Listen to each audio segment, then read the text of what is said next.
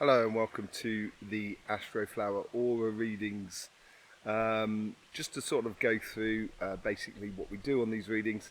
I'm an energy healer. I've been an energy healer for sort of 30 years. I've seen over 20,000 people and I see energy fields around everything. And I've been seeing them for a very long time, so 30 odd years. It's been the main course of my study basically throughout my life. What we're going to be doing today, we're going to be looking at the effects of what the earth energy, the vibration, or the universal vibration if you like, and how it affects each individual sign within your chakras and your aura. And this will give you a heads up on your weekly readings, your monthly readings, and etc. This is not a personal sort of thing, so I can read people's chakras and auras at distance, it's not a problem, but this is obviously a general video, and this is where we're just going to be going into general sort of connections that different signs have, because different signs work on different types of energy. And that's to do with the element system which we can find within the Astroflower. So so what we're going to do here is we're going to go through the chakras, and I'm going to pick out the ones that are affecting you as your sign the most, and see if there's anything that we can pick up in the aura as well. And just to sort of differentiate, the chakras are like the electrical cables of your energy that's going pulsating through your body, like it's energy lines or ley lines that pulsate through the vibration of the earth. We get the same thing on all the planets as much as we do on the solar system, the sun as well. So that's like the cables, the electrical cables where the current is really going through it. And that electrical cables create a magnetic field, which we would call your aura. We can also say the magnetic field of the earth and the magnetic field of the sun and other planets, and etc. So there is a difference between the two. And auras are a lot slower than the chakras. Chakras are a lot faster. I'll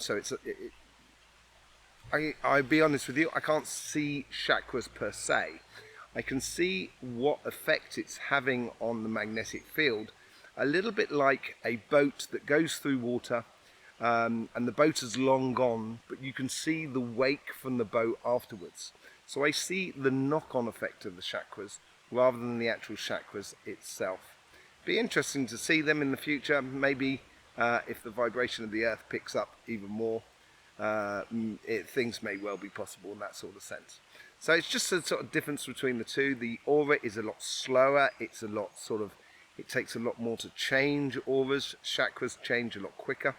And that is what I would call the harmonics, or the harmony, or the vibration of your energy. The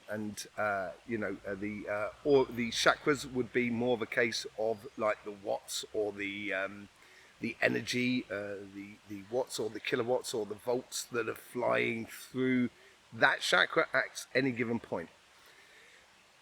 I will say one other thing on energy before we start. You can never have less than 100% of energy. You're never missing it. You've never got too much.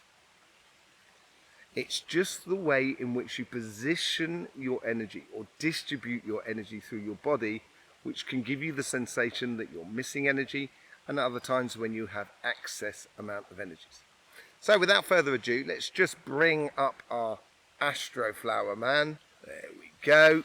Lovely. Okay, and we're just going to get into those readings. Gemini, how you doing? Welcome to your aura and chakra reading here on the Astroflower. Let's just see what we get from the overall shape of your energy here at the moment.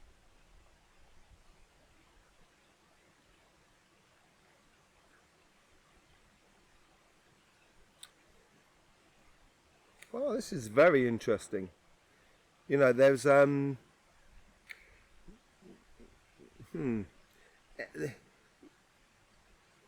people tend to perceive that our energy, we connect our energy through our root chakra or through our heart chakra, and that's not true, basically.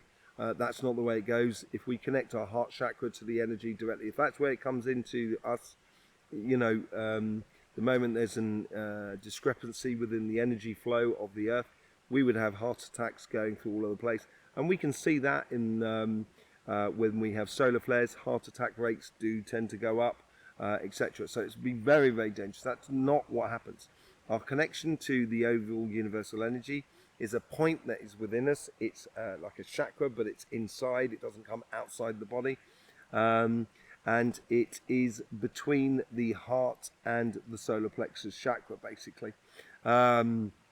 And that's where you seem to be having the majority of your energy within your aura. So your aura has got a shape. It's very large at the bottom. It sort of curves in and then gets another bump that goes out. And then it closes off at the top. So it is concentrating on how you dance through life on a daily basis. How you put one foot in front of the other. How you go from one thing to another in your daily life. Trying to make it as free-flowing as possible, connecting you to what you so desire to want to do in your life. It will be connected to your sort of force of your courage or your determination, but also to your determination through to your heart's desires. That's what it seems to be there.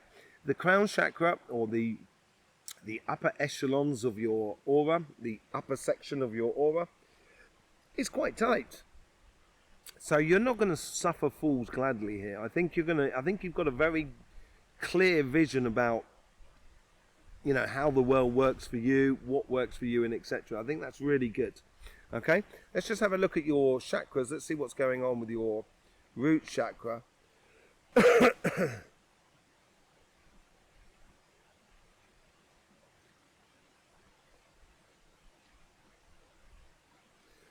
It's smaller than, I say it's smaller. It hasn't got as much energy as the most of the other signs that I've seen so far. Excuse me.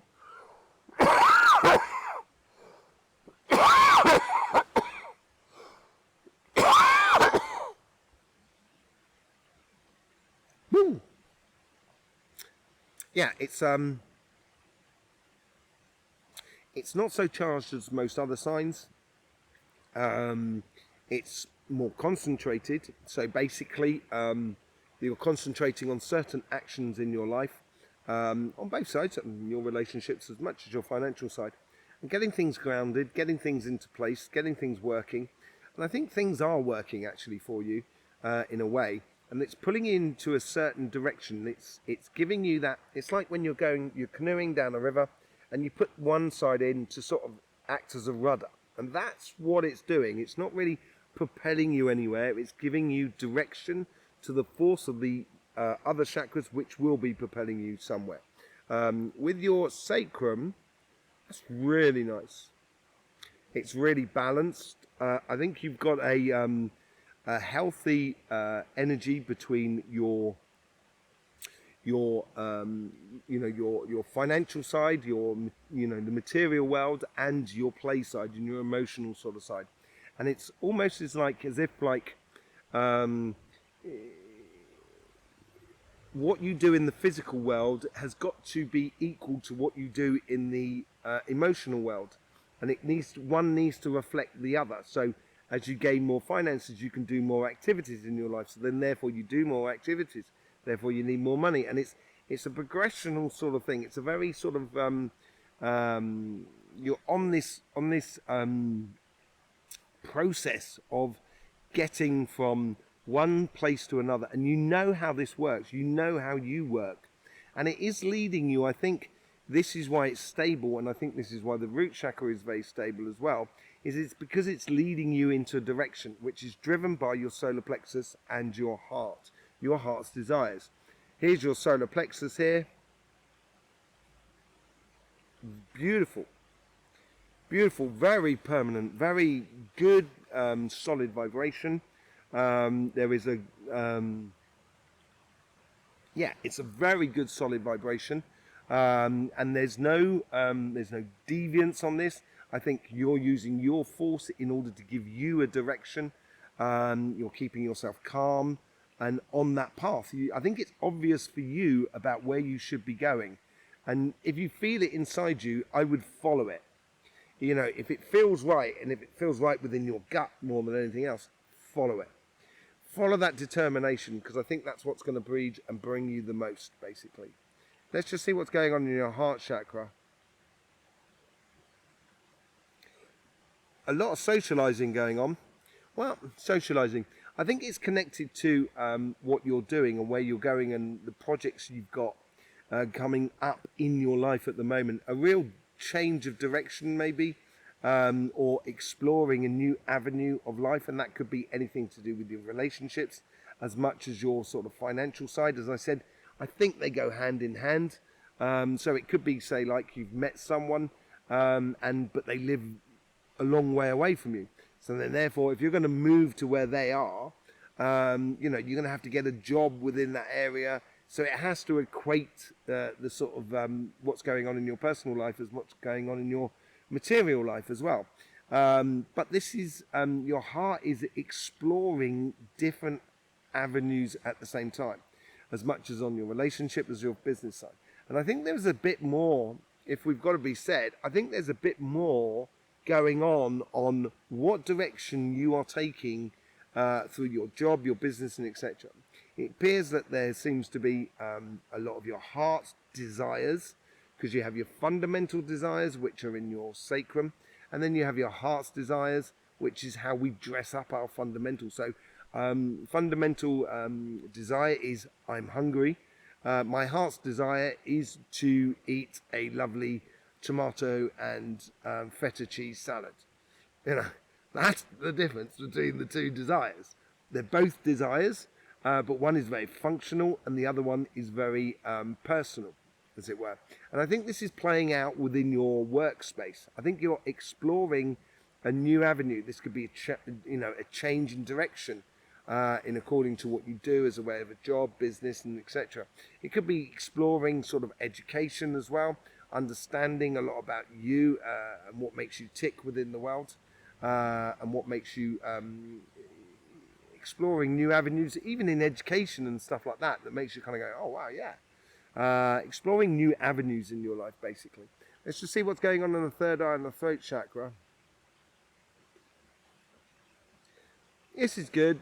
This is reasonably, it's very well balanced. It's the most balanced of all the signs I've seen. In fact, all your energy is in a beautiful balanced place, in a very, in a very balanced place. It's like, you know, it's like standing on a plank that's on another bit of wood. You found that point where, there you go.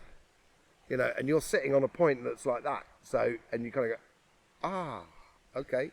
That's balance. Obviously, if you move one way, it's gonna go, and I think that's what gives you that momentum. So once it does do that, then all of a sudden you can get that momentum in the direction where you're supposed to be going.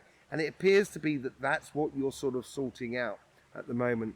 The crown chakra here, very short, large but short. So I think you're taking in everything, but you're not taking it in too much. So basically it will overflow very quickly.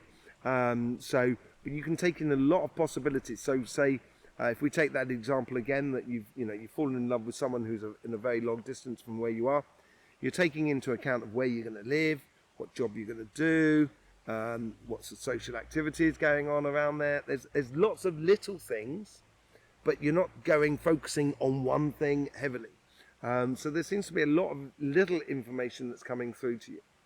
Let's just see if there's anything in particular that is the most important. I think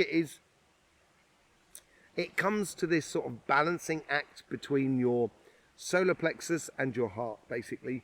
Your heart's desires and the determination that you give to your heart's desires, basically. That seems to be that way. Let's just see if there's anything. If anything, there is a realization going on here. And I think this is a realization about your heart, about what really makes you tick.